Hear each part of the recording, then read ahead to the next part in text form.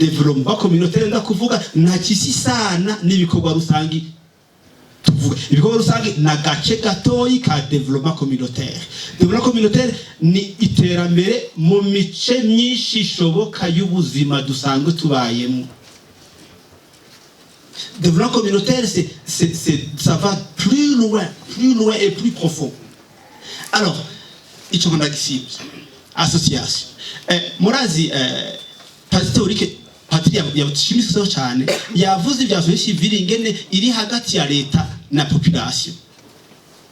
Hari gihe muze population hari gihe ande abene gihugu n'abanyagihugu d'ailleurs je dois vous dire yuko 2002 niko ndahiga lo musitwaye nakora travail ya IFS International Foundation for Electoral Systems ndarondera lo musitwaye ndayivura vrima umwene bavuga akera bavanga abanyagihugu harimo ivya abasuma harimo abambuzi harimo abakeha bwenge harimo ibifatanzoka harimo ugiye hajya kuri haji Bujumbura kuri cyose za Brarud mubona barya bose mubona n'abanyagihugu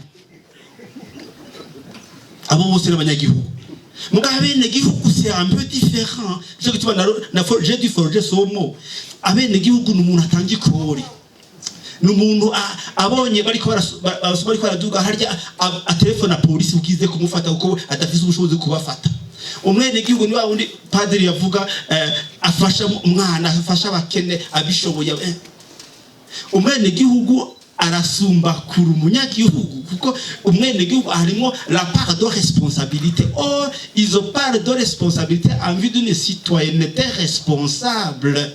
Niyo en partie beaucoup de vos associations doivent rechercher pour l'inculquer.